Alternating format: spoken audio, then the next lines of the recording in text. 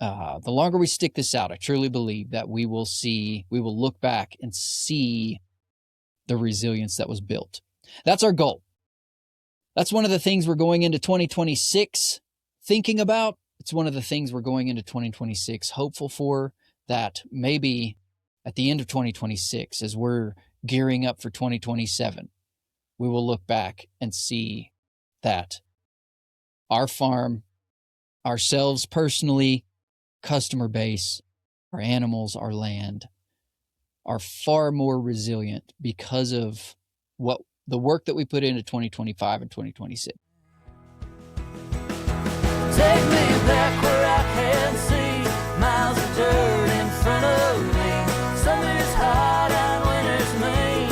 There ain't nothing in between. Welcome to Everybody Wants to Be a Farmer, a podcast about the hope, hardship, and fistfuls of grit it takes to win the land's trust. In this show, we'll share the story of our farm, J.C. Acre, and talk with others shaping the future of food and farming. Those who've stayed, those who've left, and those like us just trying to find their way. We believe that in one way or another, everybody wants to be a farmer.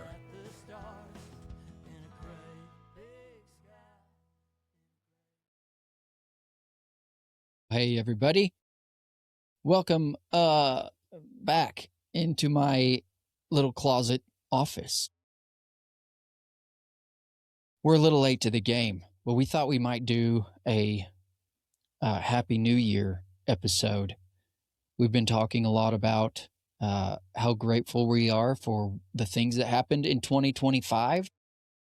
We've been talking a lot about what our plans are for 2026. My wife and I run this little farm, J.C. Acre, and we're always, talking about what's coming up next, talking about all the freaking stuff we got wrong, and trying to plan for how to make it right in the next year. And so we've been talking a lot about that. And in those conversations, we have just been overwhelmed with gratitude for the things that we get to do, the people that we get to do those things with. And so we thought we'd do an episode of just Josh Davis yapping a little about J.C. Acre. We've had a few people reach out, some of our listeners, which I'm so grateful that we even get to say listeners, plural. It's not just my mom listening to this episode. It's not just my wife's mom listening. They listen, but it's not only them. And I'm grateful for each and every one of you that listen to this show. We wanted to do a show about the new year, kind of acknowledging some of the things that we accomplished last year in 2025, some of the things that we failed at. No, maybe not failed at, some of the things that were tricky, some of the things that went well, some of the things we saw happen on our farm, and talk a little bit about why we're looking forward to a brand new year and the hope that we have for the growth of our farm this year. And in all of the conversations that we've had, kind of finishing out 2025 and getting 2026 going and talking about goals and all of that stuff, we can't continue without mentioning how grateful we are for the customer base that constantly supports our farm and the work that we have set out to do. We launched a subscription service for our products a couple years ago, I guess, and it's called Yolk Folks, because it's eggs, and if you don't have a pun in your egg name, what are you doing? Yolk Folks is one of them. Anyway, we launched a subscription service, and we were kind of immediately blown away by the amount of people that wanted our eggs delivered to their door. We bought a little Kia Soul from a friend of ours who owns a business. He bought it so that his employees, he owns a coffee shop and they have a roastery, and he bought this little Kia Soul so that his employees could drive around and deliver coffee to their wholesale accounts. Well, it turns out a lot of people don't know how to drive a manual transmission. And so that little Kia Soul sat in front of his house for a couple of years, I think. I think his father-in-law would drive it when he was in town. But it just sat there, sad and lonely. And so we bought it, Kia Soul, and we turned it into the Volkswagen. There's another one for you. I drive the Volkswagen now all the time. I love it. Kia Souls aren't cool, but the Volkswagen is cool. Okay? We don't need to talk about the Volkswagen so much. We need to talk about how grateful we are for our customers, for the people in our lives, customers and non-customers that believe in what we're doing and support what we're doing through encouragement, through purchasing our products, through telling the world about what we do, and that is inspiring to us. So we're grateful for all of our friends, all of our family who have stood by our side up until this point. I don't know if I said this earlier, probably did. We're about 5 years into this, and it's been really hard. It's been really good. I found myself kind of the last 4 or 5 months of 2025 just feeling really burnt out and tired. The work that we chose to do doesn't stop. There's not like a slow season. I expected there to be a slow season. I've heard farmers talk about wintertime, regenerative farmers doing exactly what we do, talking about wintertime being the slow season. When you get to read more books, sit by the fire, and enjoy more time with your family.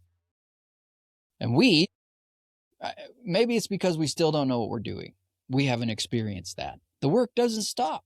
The work doesn't slow down. Wintertime, it seems like more work shows up, and the work that shows up is a little bit harder. It's dry.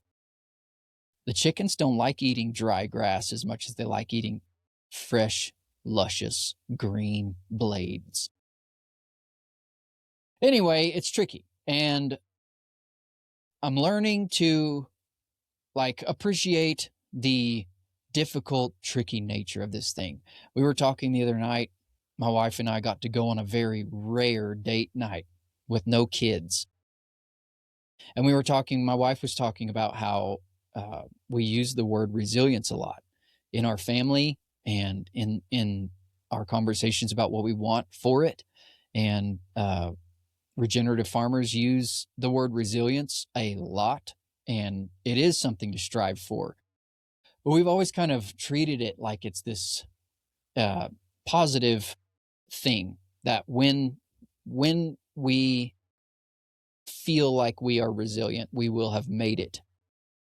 And my wife was telling me that as she kind of wrapped up her 2025 in her mind and was looking forward to 2026 and what we wanted to accomplish, she's kind of come to this realization that resilience is sort of a negative word. Resilience is not a negative thing. It's a very good thing, but resilience, you don't need it unless you need it. Like if you don't need resilience when things are easy. You only need it when things are really hard. You only need, land only needs drought resistance in a drought. It doesn't need drought. It doesn't need to become drought resistant in a place that doesn't experience long periods of drought. We need it here. And we're just learning a lot that resilience is uncomfortable. And the only time that I think we will appreciate being resilient is when we get to look back at a season that we made it through and we've reached the other side of it, and we can look back and see the fruit of resilience in our lives.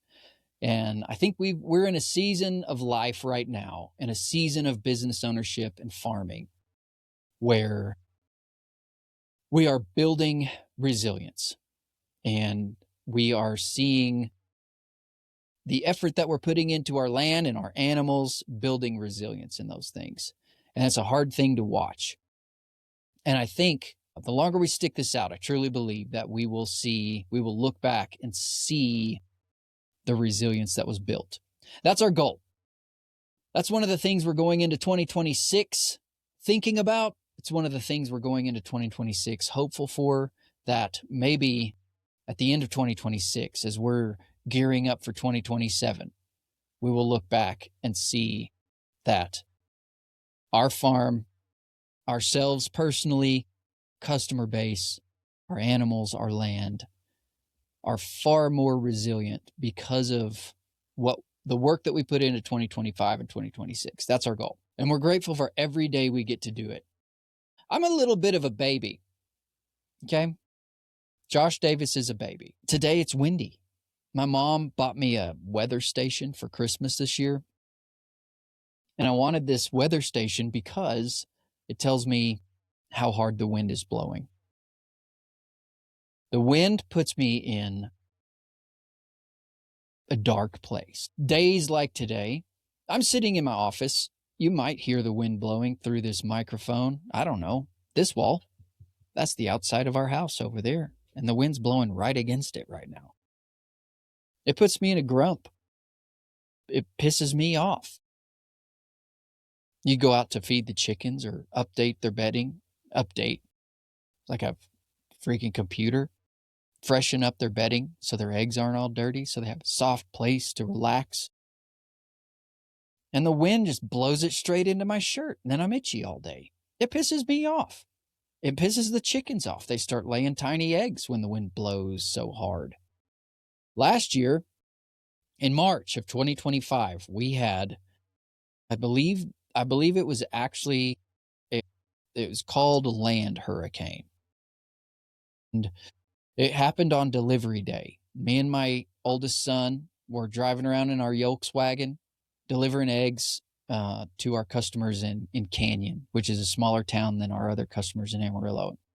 We used to do 2 days of deliveries. We do Amarillo deliveries, which we have a lot more customers in Amarillo. We do Amarillo deliveries on Thursdays, and then we do Canyon deliveries on Fridays.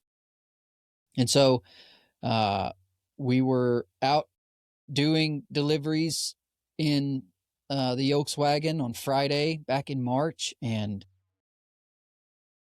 I knew that the day was going to be windy. I knew that it was like the forecast was that it was going to be like kind of historically windy that day. And I've experienced incredibly windy days. I've experienced dust storms living here in the Panhandle, and I just figured it was just going to be an obnoxiously windy day. And about 10 o'clock in the morning, we took our hot chocolate stop. The boys always loved to come on short delivery days because we would do a hot chocolate stop. So we stopped at our local coffee shop there in Canyon. And as we're walking out, I think it was probably 80 or 85 mile an hour gust just blasted me and my son. And I had to physically grab his arm to keep him on the sidewalk because it was such a wind, such a gust that he physically could not withstand it. I could because I am strong and sturdy. Okay. I'm a farmer. Look, strong. He is small. And I think that was the point when I was like, well, shit, this is a little bit worse than I was expecting.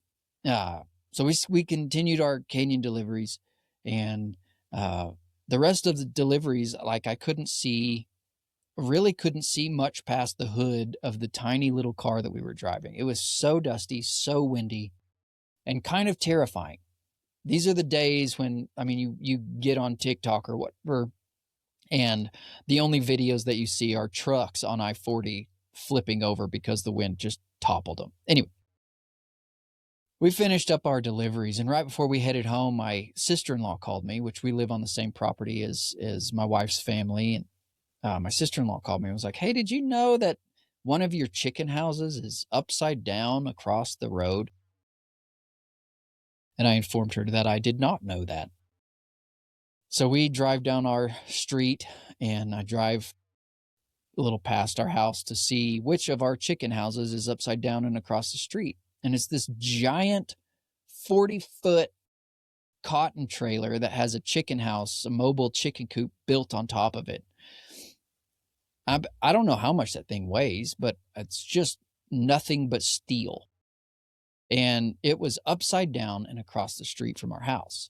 And I had the foresight the night before to stake down our other chicken houses And I didn't think I needed to do that one because that one has lived in Lubbock, Texas for the last almost decade. And Lubbock typically experiences a lot more wind than Amarillo and Canyon do. I don't know why. I have my thoughts about it, but they're not kind. We won't talk about it. But it turns out I did need to stake that big old freaking cotton trailer down, and I didn't. It was upside down across the street. And I couldn't go outside to check on our chickens because I didn't want to die from something else shooting across our pasture. So I just sat in our house. I put my kids in my sister-in-law's house. They live in like a dugout. It's cool. And I went to my house, which is this one that I'm sitting in, and was either waiting for the roof to blow off of this house or for the wind to stop so I could go out and see how many dead chickens there were in my pasture. And that was all I could do, just watch and try to see if the wind would break enough for the dust to settle enough for me to see what was happening on our property. I couldn't. So I just walked around my house pacing and praying and asking God for mercy. And finally the wind settled down. By the time I even got outside, our whole family was out there gathering chickens, putting them back inside the fence, putting the fence back up. We keep an electric poultry net around the outside of our chickens that moves with them, that hooks up to the perimeter electric fence and keeps coyotes out, keeps chickens in. It's a wonderful thing, but it gets loaded up with tumbleweeds on a day like that. And then the wind and the resistance of the tumbleweeds just ripped the fence apart. So the chickens were all over the pasture. So I walk out there and there's family, there's neighbors. There's a neighbor working on the perimeter fence that got destroyed when the chicken house blew across the road. He's repairing that. And there's family catching chickens and setting up the poultry net and just getting everything back in order. And it was an incredible thing. And I don't talk a huge amount on this show about our faith, but that day I begged God for mercy, and he didn't make the wind stop at the sound of my voice like you read in the Bible. He didn't make any of it stop. But when I walked outside, our family was there, our friends were there. All day I was getting texts and calls about how our farm was doing, and everybody was experiencing the same day. And people were checking on us, and it was an incredible thing. One of the highlights of 2025 for me was the worst day of 2025 for me. It was really an incredible thing. Thinking back on 2025, that sincerely is the very best day. I don't know, man. A lot of cool stuff happened that day.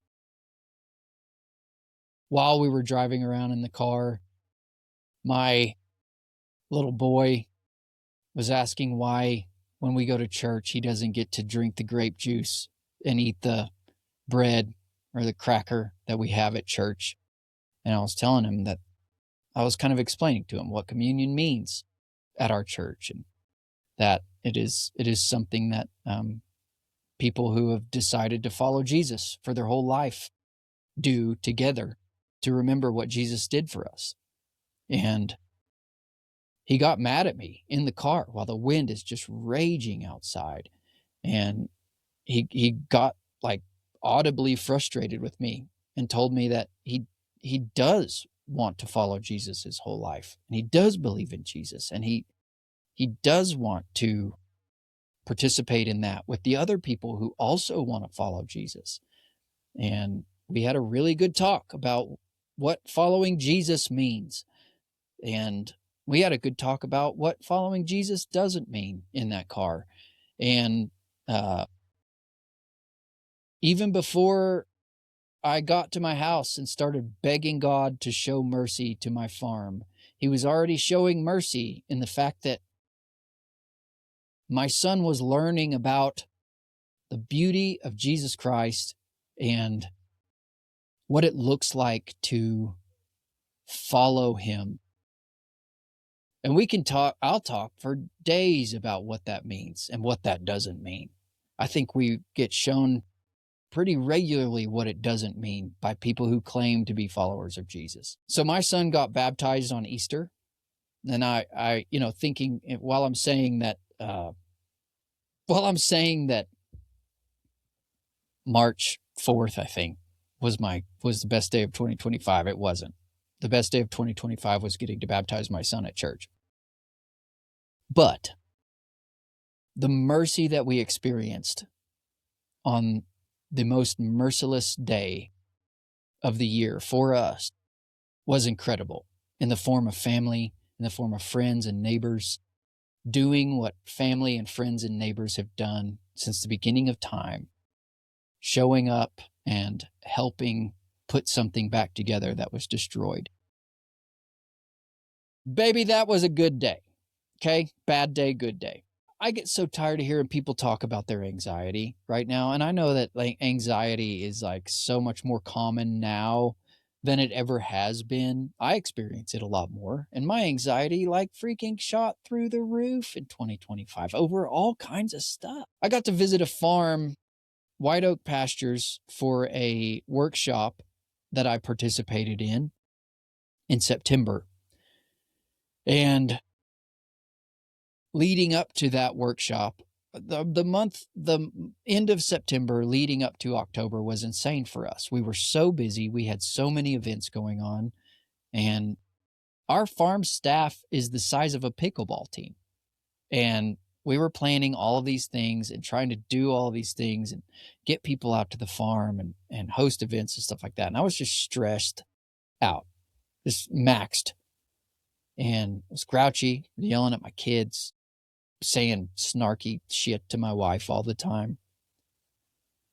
And I went to White Oak Pastures, an incredible place. If you're on vacation and you're going to the beach in Florida and you're driving there, you're probably going to drive through, and you're going from Amarillo, Texas, you're probably going to drive like kind of through Bluffton, Georgia. That's where White Oak Pastures is.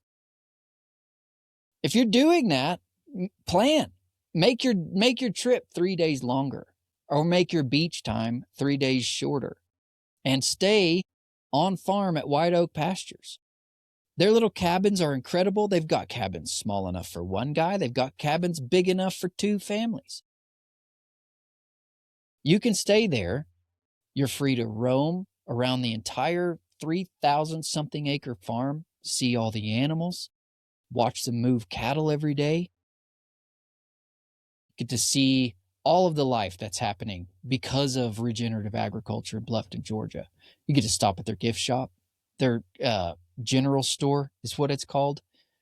You get to see the farmer Will Harris driving around in his Jeep. You get to interact with some of the best people that I've ever met. I got to do that for a class. I got to spend 3 days at White Oak Pastures, and I met incredible people. This is all my ineffective stream of consciousness way of telling you what I did about my anxiety this year in 2025, last year, and how it helped me. There was a man named Phil Benelli, who is another regenerative farmer in Georgia, who was kind of teaching this workshop. He was the keynote fellow. All right.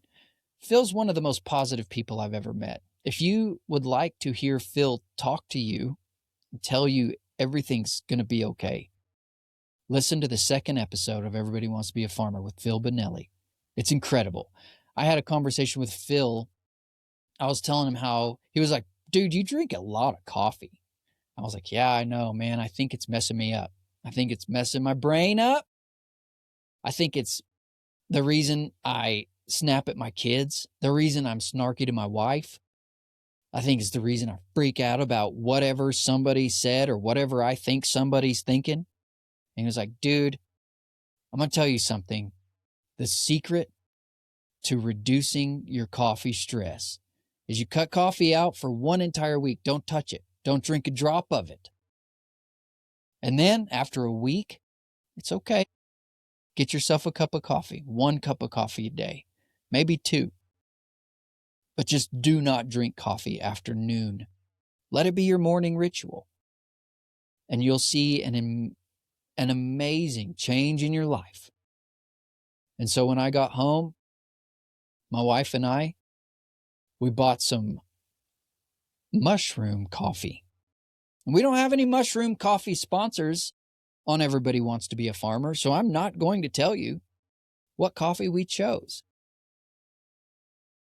But we switched to mushroom coffee for 1 week, and we did it only exclusively mushroom coffee. I had no coffee for a little bit. We did mushroom coffee for a little bit. Baby, my whole world changed. It's not mushroom, like it wasn't like psychedelics. All right, I wasn't seeing elephants talking to me. The trees weren't telling me stories. We don't have trees on our property, but nothing was morphing into anything else. It was all the mushrooms that come in mushroom coffee are like brain helpers, which whatever you think about mushrooms, you think about mushrooms. But this was a non-narcotic type. Get to the point, Josh Davis. I switched to mushroom coffee and my whole outlook changed. Okay? All of it. It changed. So now, if I have too much coffee, which I think I might have had today, that might be why this podcast episode is going this way. Now, when I have coffee, I yell at my kids less. I yell at the chickens less. We don't post as much as we should on Instagram. That's where we're most active on social media. I'm not a person who enjoys Facebook. I really just don't enjoy Facebook at all. I think it should, I don't like it. Okay. I think it's somewhat necessary in owning a business. We like Instagram. All right. I find myself doom scrolling TikTok quite a bit, but I don't post anything on TikTok. We post on Instagram for our business. I have a personal account that I like, and we don't post enough. And one of those reasons is because sometimes I feel like what we do becomes boring. If I'm posting constantly about gathering eggs, that's not fun. That's not that fun. If I'm posting about putting bedding in nesting boxes, that's not fun. I also don't necessarily want to be known as a chicken guy. All right. I am. That's what I've got. The most animals that we've got on our farm is a lot of chickens, and they're all over the place. But I don't want to be a chicken person. There's a documentary about chicken people, and that's the reason I don't want to be a chicken person, is that documentary. If you've seen it, you might know what I'm talking about. If you've seen it and you don't understand why I'm saying what I'm saying, you probably are a chicken person. No judgment, okay? No judgment from me about you being a chicken person. If you're a chicken person, get it. Get it, baby. One of the reasons we don't post a lot to social media is because I'll give you an example. So we just had 2 litters of piglets on our farm. Beautiful little piglets. And we've had pigs in the past that were terrible mothers, and we've had an awful experience with farrowing piglets. We've lost so many piglets because of our mistakes, because of our sow that was having piglets being a terrible mother. We now have a set of pigs that has incredible moms in it. And they've done great with these 2 litters of piglets. But we realized when wintertime started to hit here in the panhandle of Texas, we had a few nights that were in the teens, and When pigs go to sleep, they stack up on each other. They like make a big old dog pile. Okay.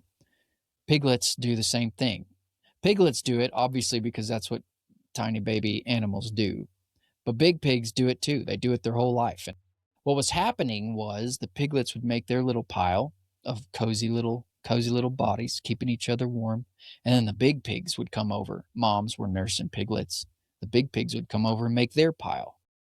And the piglets were on the bottom of that pile. And they were getting, we had several pigs get squished and woke up in the morning with less pigs. And it was heartbreaking because the moms were doing good. And the reason we were losing pigs was because of us. And so we decided that we were going to create a little nursery for moms and piglets and keep the other big pigs kind of in their own zone.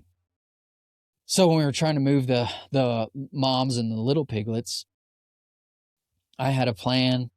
We had this piece of hog fence, 16 feet long. We were going to get behind one of the moms and catch her in it. My wife was holding one end. I was going to hold the other end. And once we got that mom, we would create like a little pin that we held together with our own hands. And then we would just gently lead the mother into the nursery. And obviously, if the mother's going somewhere, the piglets are going somewhere. It seemed so easy. It made perfect sense. Well, I'm a fast-moving kind of a person. My wife is a slow-moving kind of a person. I'm fast-moving in my decisions, my impulses, my physical actions. My wife is slow-moving in all of those things. She makes a slow decision. Usually, she makes the right decision. She doesn't move with a lot of agitated movements. She's very smooth, very graceful. And it pissed me off because we weren't catching that mama pig. Every time we'd get to the zone, I would wrap my fence around and she wasn't going fast enough. It was pissing me off. And finally, we got the pigs so worked up. I got the pigs so worked up that the pigs we weren't trying to catch were slamming themselves into the electric fence that we use to keep the pigs in. It's a shorter net that we use that's electrified.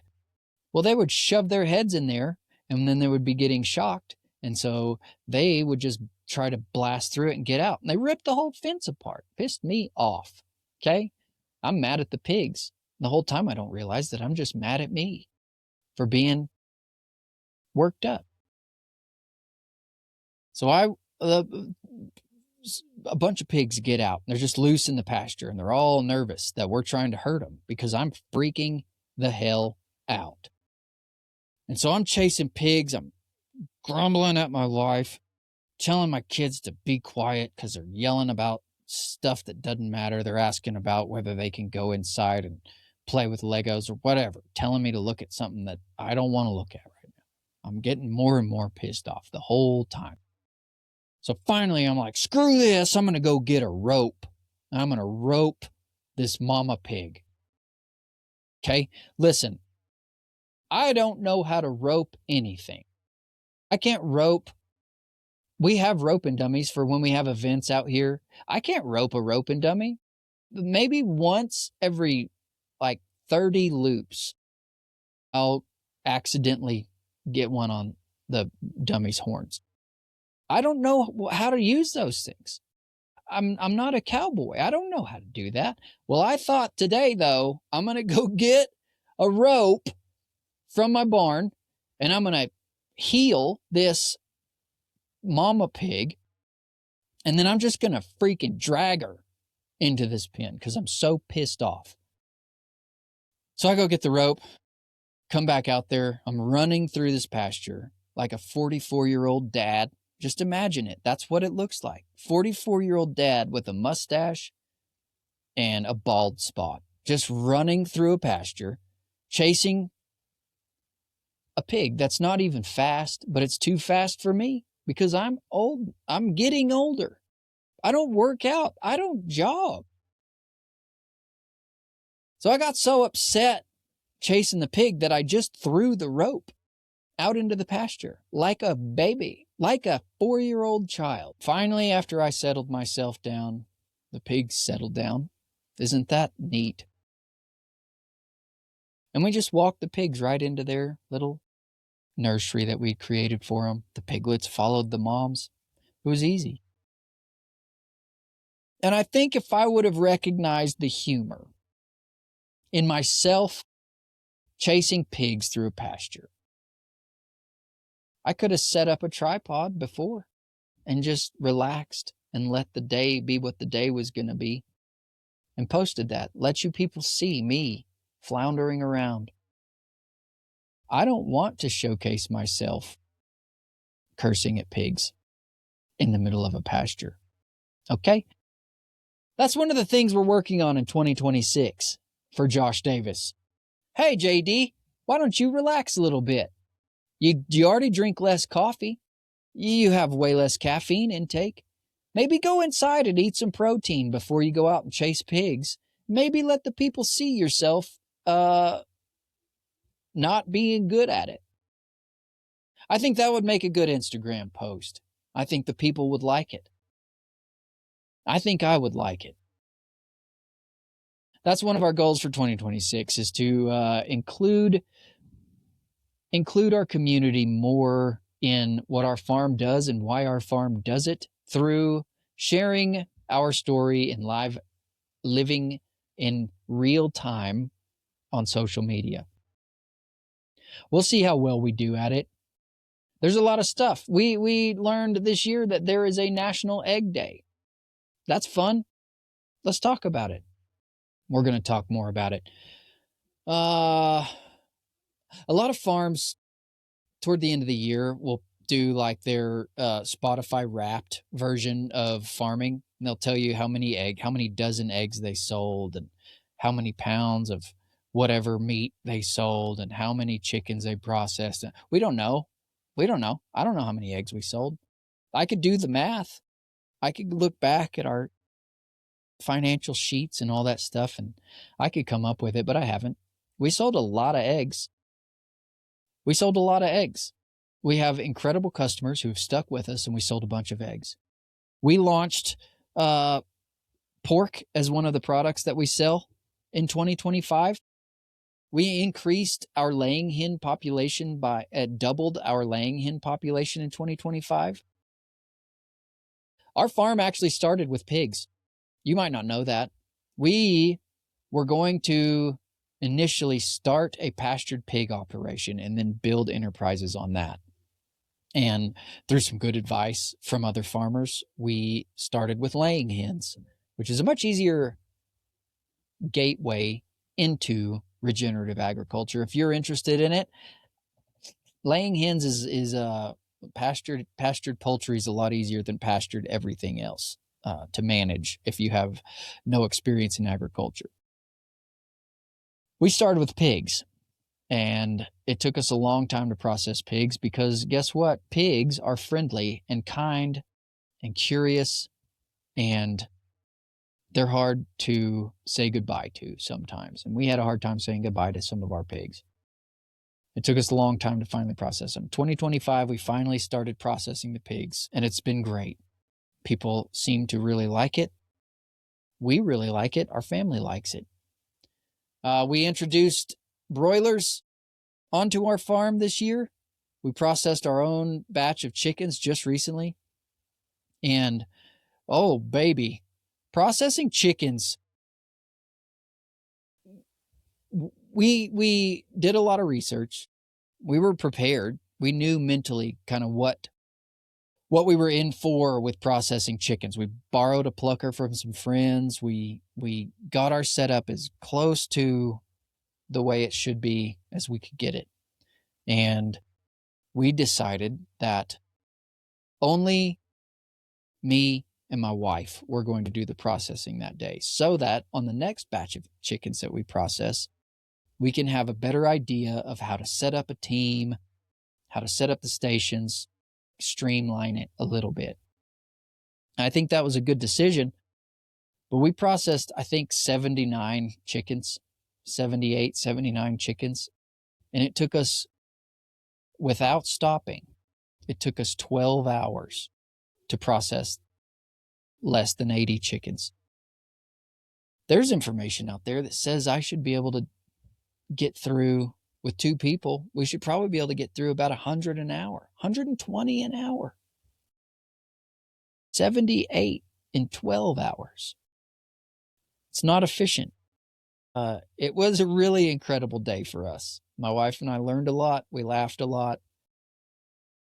I'll tell you a story about chicken processing day. This might not be for the faint of heart, okay? If you're I don't think we probably have any vegan listeners. When you process a chicken, there's a thing called a kill cone, right? You put the chicken upside down in the kill cone. It kind of cozies them in, helps them calm down a little bit. They're not as stressed out as they would be if you went straight up old school and were just wringing necks, all right? The other thing that the kill cone allows is you can kill the chicken and allow it to pump its blood out of its body. So you drain it better. It's more effective. And my wife, okay, she's slow at doing things. She's a slow mover. And she was doing the evisceration for a little bit. And it was taking forever. Way too long for me. It was taking forever. And so we switched. She didn't want to be the person killing the chickens. And I get that. I get it.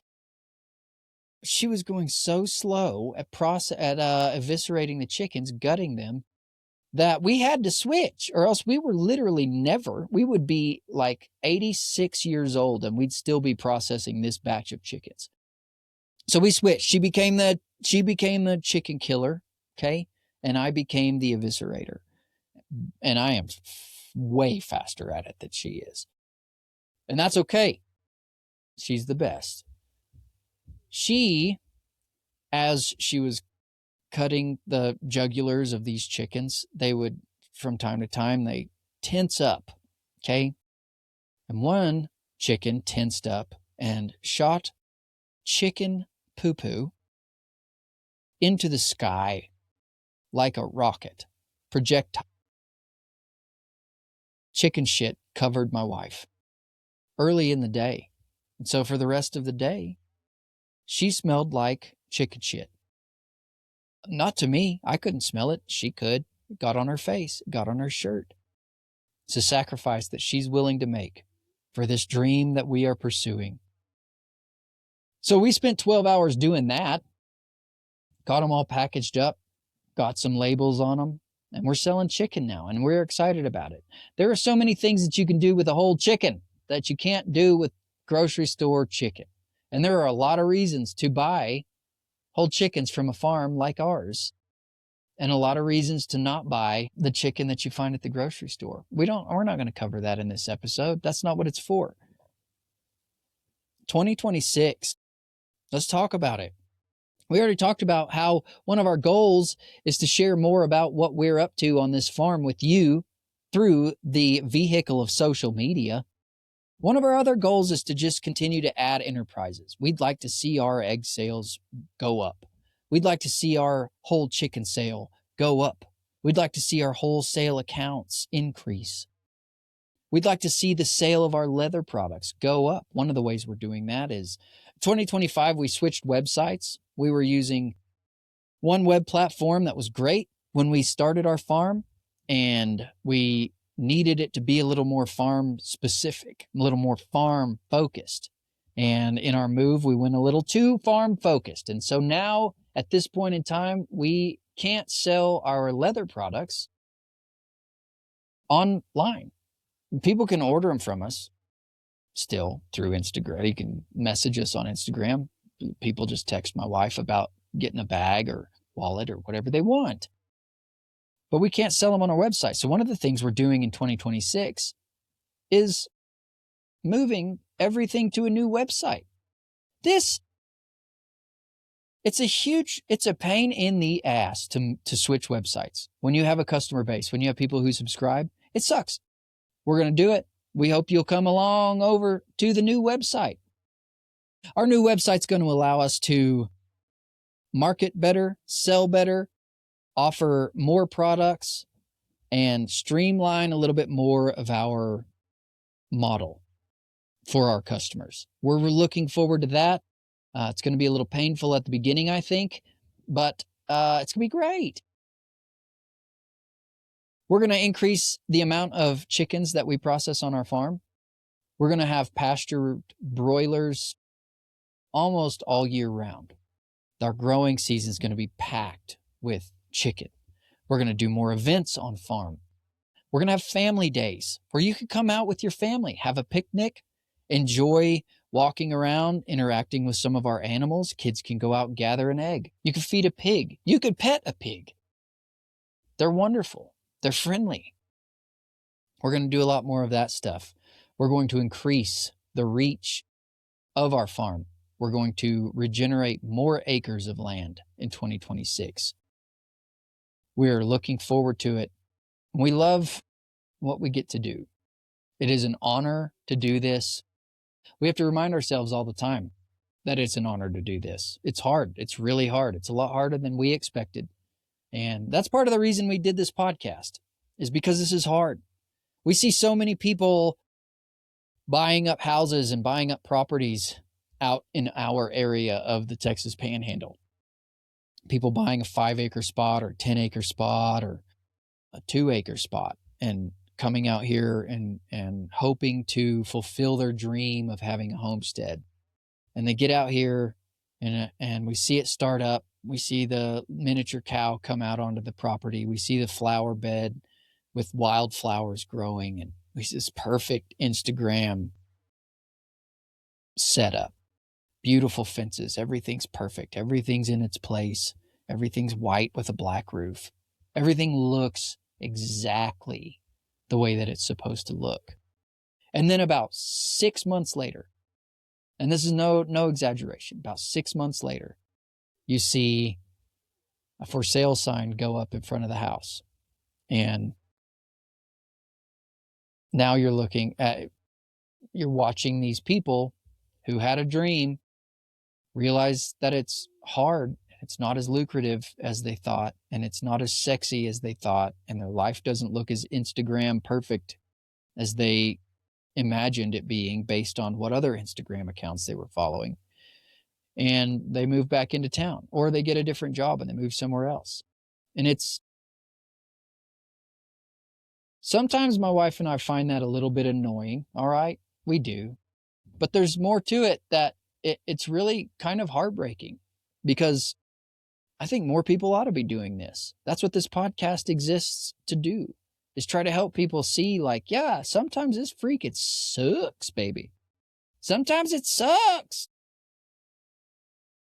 But getting through the suckiness is what makes you resilient. That's probably why you wanted to have a homestead in the first place, was to create some resilience for your family. Let your kids be connected to their food.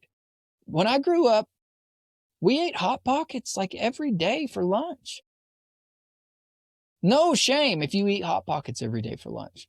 But because of what I ate as a kid, I had zero connection to my food. I had no idea what it took to process a chicken. I had no idea what it took to produce the eggs that we had in our fridge. And I had no idea what the production of these things looked like, for the eggs that we were buying, for the meat that made up the pepperoni that's in a Hot Pocket. I had no idea. And so this podcast, I hope, will serve as a light to shine on some of the good and some of the bad of the way that our food is produced. There's a lot of good, but there's a lot of bad, and it's harder to see. And so I hope this podcast can kind of help a lot of people either find the inspiration or find this quote is one that's going to return maybe every episode on this podcast. But one of my favorite quotes from Will Harris's book, A Bold Return to Giving a Damn. And he says this kind of in passing, but it sticks with me. He says, talking about his education and education in general, he says balls outweigh brains. And one of the things that I do hope that this podcast will do for some people, at the very least, maybe one person, is help you find the balls to go out and pursue something that's really hard. Whether that's farming, whether that's like becoming an artist, whether that's like going to school, I don't know. Hard stuff's worth it. And while you're building resilience, it sucks. The times when you're having to be resilient and when you're relying on resilience, those are the times when most of us quit. And I think if we won't quit, we look back and we get to see how we were able to be resilient. And then the next time those difficult things come up, we have a better way of handling it. And we experience that on our farm. I experience that through the conversations that I get to have with other farmers on this show. We've got a lot of big plans for this. We've got a lot of guests that we want to have on this show that we have scheduled already, that we have recorded already. And I hope that this show can be inspirational to you. I hope this show can show you that, or at least communicate to you that it's worth it to stick these things out in the hard times and the good times. We're here for it. I thank you for being here for it. 2026 is going to be such a good year. It might turn out to be a really crappy year. It might turn out to be like hell on earth. I don't know. But we're freaking going for it. Whether it's hell, whether it's freaking heaven on earth, we're going for it. And we're going to take our little patch of land that we have been invited to care for, and we're going to work our asses off every day to see it rich and full of the renewing green. I don't know if you know this. That's one of our guiding statements. We mentioned it. We talked about it in my podcast with my friend Seth Wick. He wrote a poem called Ulysses Arrives in Amarillo. And my favorite quote from that poem says, "But wild hope springs from tended strength. I shook with purpose and not with foreclosure. Plot by plot, I won the land's trust. And now she's rich and full of the renewing green." We're really good as a race, as a human race, human population, of recognizing what the earth can provide and finding ways to try to synthetically maximize that. And we're not so good at recognizing what the earth might need and being in tune with this planet that we live on and the land that we occupy. And our goal with JC Acre is kind of in the face of what created the Dust Bowl, like our greedy hands, like exploiting the earth and taking everything and more than it had to offer. And our goal with JC Acre is to take this little spot that we occupy and earn its trust back. Treat it in a way that is not greedy and exploitative, and see it trust us again and become rich and full of the renewing green. It's what we're here to do. And I think we're all here to do it. You, me, your neighbor, your mom, we're all here to take care of this place where we live. And there's a way to do that. I truly believe, I've been called overly idealistic for believing this. I truly believe that if we make the hard decision to take care of our land, to take care of our animals, and to care for our community in a way that removes greed, we will see a better future for generations to come. And that's what we exist to do. That's why I love that quote from my friend Seth Wick. I do believe that as we earn this land's trust, as we win the land's trust, we will see it rich and full of the renewing green. And we will see it produce in abundance. And it will affect our communities.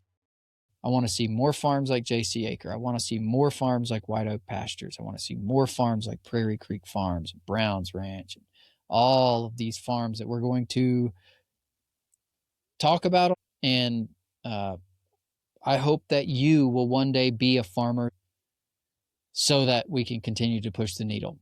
We're grateful for you. I'm excited about 2026. Thank you for being here. I love getting to do this show. I love getting to run this farm. I love what it does for my family. I love what it does for my personal life. And I look forward to including you more in what we do in 2026. I'll see ya. Take me back where I can see miles of dirt in front of me. Summer's hot and winter's mean. There ain't nothing in between. Hey, thanks for listening today. If you liked it, or if you think you might like it in the future, please click the subscribe button, click the like button, share it with your friends, share it with your mom. We'd love to have you along for the journey. We'll have a lot of guests in the future. We'll have a lot of fun stories to tell, and we look forward to you being along for the ride. Our intro and outro music is Flatlands by Ryan Colwell. If you haven't heard of him, now you have. Go check him out. We'll see you next time. It's a great big sky.